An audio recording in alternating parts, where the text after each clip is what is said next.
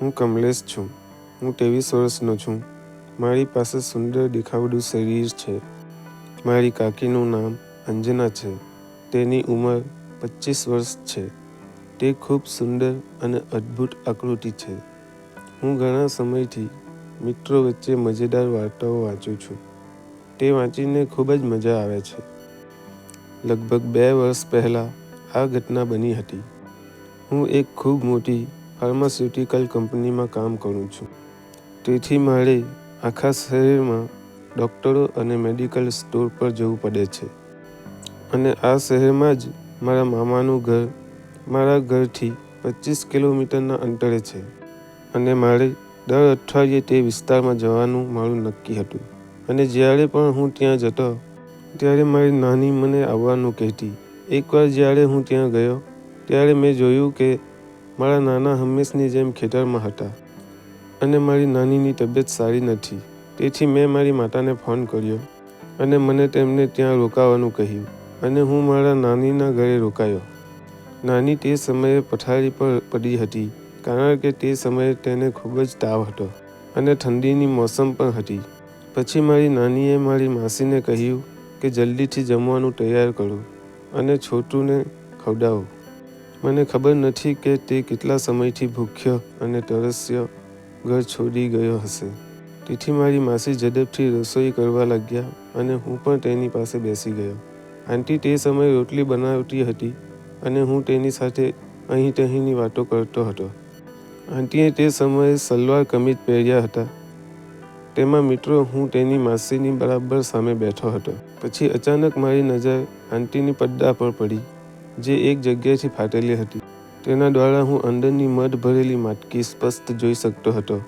અને મેં જોયું કે મટકી ઉપર કંઈ પણ ઢાંકેલ ન હતું અને હું તેની ઝલક સ્પષ્ટ જોઈ શકતો હતો. તે દિવસે હું પહેલીવાર મટકી જોઈને સંપૂર્ણપણે બેચેન થઈ ગયો.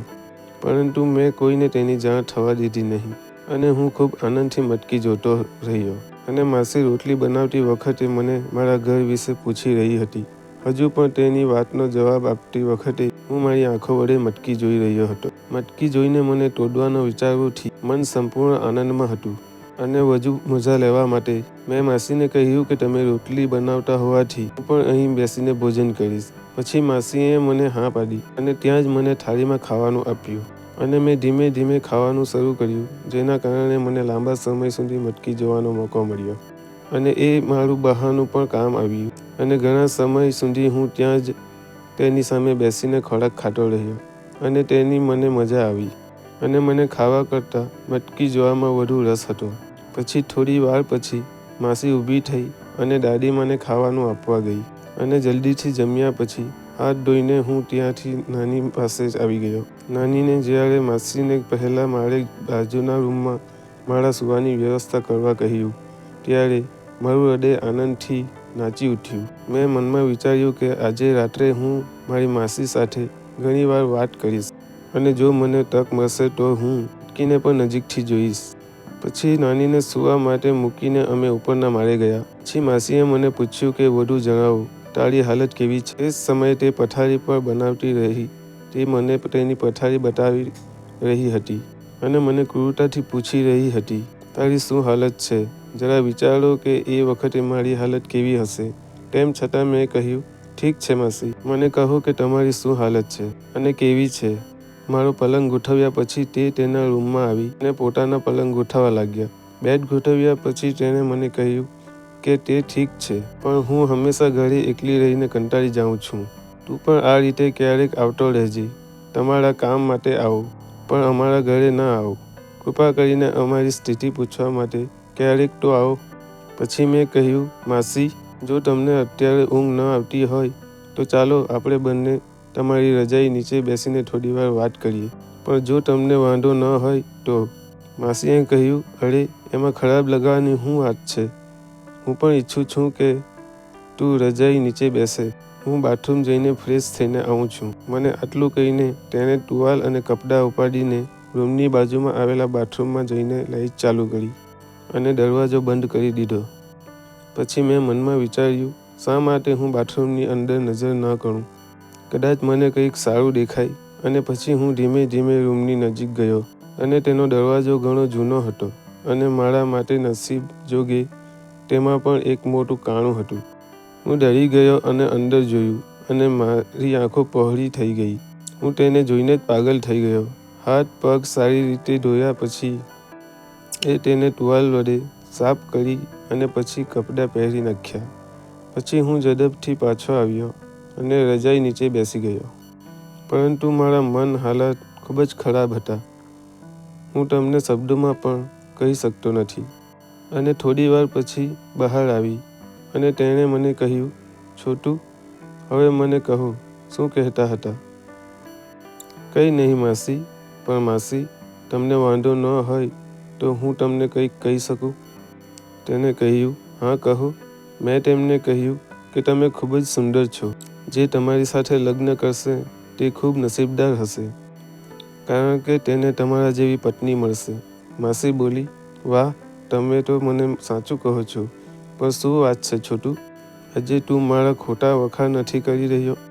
ના, જૂઠું નહીં માસી, તમે ખરેખર ખૂબ જ સુંદર લાગો છો. તમને આજ સુધી કોઈએ કહ્યું નહીં હોય, પણ તમે ખરેખર ખૂબ જ સુંદર છો. માસી બોલી, અરે વાહ છોટું, એવું છે ને?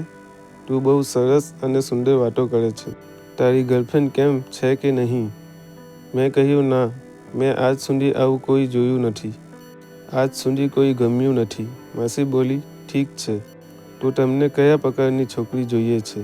મેં વાત આગળ વધારી કે હમણાં જ મેં તમને કહ્યું હતું કે તું ખૂબ જ સુંદર અને પ્રેમાળ પણ છે. તો મને તારા જેવી કોઈ મળી જશે તો હું જીવનનો આનંદ માણીશ. તે બોલી, ઠીક છે સાહેબ, હવે તમે તમારી માસીની જ મજાક ઉડાવો છો? અરે ના માસી, હું તો માત્ર સાચું જ કહું છું. અને કોઈ પણ રીતે કોઈના દિલથી વખાણ કરવામાં કે તેને એવી વાત કહેવામાં કંઈ ખોટું નથી, જે તેને આજ સુધી કોઈએ કહ્યું નથી. મારી માસી બોલી, ઠીક છે, એનો અર્થ એ કે તમે મને ખૂબ જ પસંદ કરો છો. હા માસી, જો તમે મારી માસી ન હોત તો મેં તમને આજે જ મારી ગર્લફ્રેન્ડ બનવાની વિનંતી કરી હોત. તો મને કહો કે તમને કેવો બોયફ્રેન્ડ જોઈએ છે? માસીએ કહ્યું, ચાલ જવા દો અને બીજી કોઈ વાત કરીએ. પ્લીઝ મને કહો, મારે તમારો જવાબ સાંભળવો છે. તો તેણે કહ્યું, ઠીક છે, હું તમને કહી દઉં કે મને પણ તમારા જેવો સાચો અને જવાબદાર બોયફ્રેન્ડ જોઈએ છે. ભલે તેનો રંગ કાળો હોય, જે હંમેશા મારી સાથે મીઠી વાતો કરે છે અને જે હંમેશા મને ખૂબ પ્રેમ કરે છે. ખરેખર માસી, હું તમને આટલો બધો ગમું છું? માસીએ કહ્યું, હા, મને તું બહુ ગમે છે, પણ તું તો મારી સાચી બહેનનો દીકરો છે અને હું તને કંઈ કહી શકતી નથી છોટું. પણ સાચી વાત એ છે કે મને પણ તું બહુ ગમે છે. મેં કહ્યું, જ્યારે હું તમને પસંદ કરું છું અને તમે મને પસંદ કરો છો, તો પછી આપણે આજથી બોયફ્રેન્ડ અને ગર્લફ્રેન્ડ કેમ ન બનીએ? તેણે કહ્યું, ના છોટું, આ બધું ખોટું હશે. તું મારા દીકરા જેવો છે અને આવું ક્યારેય ન થઈ શકે. અને મેં એને કહ્યું કે કેમ ન થઈ શકે? હું તને દિલથી ચાહું છું. શું તું મારો પ્રેમ સ્વીકારી શકતી નથી? કોઈ પણ રીતે અહીં તમારા અને મારા સિવાય બીજું કોઈ નથી. કૃપા કરીને મારી વાત સ્વીકારો માસી. હું તમને ખૂબ જ પ્રેમ કરું છું. કૃપા કરીને મારો પ્રેમ સ્વીકારો અને આજથી જ મારી બની જાઓ. છોટું, હવે મને પણ તારી બનવાનું મન થાય છે, પણ મને બીક લાગે છે. કોઈને ખબર પડી જાય તો? મેં કહ્યું, મહેરબાની કરીને આ વિશે કોઈને ખબર નહીં પડે. અને આ સમયે તમારા અને મારા સિવાય ઉપર કોઈ નથી.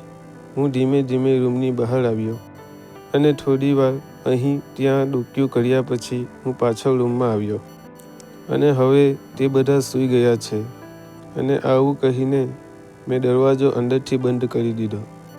તે દરવાજો કેમ બંધ કર્યો? મને ડર લાગે છે. બધા સૂઈ ગયા છે. હવે માત્ર તમે અને હું જાગીએ છીએ. હવે મારાથી શરમાવાનું બંધ કરો અને મારા બની જાઓ. મને તમે ખૂબ જ ગમે છે. તેણે કહ્યું, છોટું, હા, હું પણ તને ખૂબ જ પ્રેમ કરું છું મારા પ્રિય. હું આટલા લાંબા સમયથી તારો પ્રેમ મેળવવા માટે તડપતી હતી. જો તું મને ન મળ્યો હોત તો હું કદાચ મરી ગઈ હોત. મિત્રો, આગળની વાર્તા સાંભળવા માટે વિડીયોને લાઈક કરી ચેનલને સબસ્ક્રાઈબ જરૂર કરશો. ફરી મળીશું એક નવા વિડીયોમાં. ત્યાં સુધી આવજો. વિડીયો પૂરો જોવા બદલ તમારો ખૂબ ખૂબ ધન્યવાદ.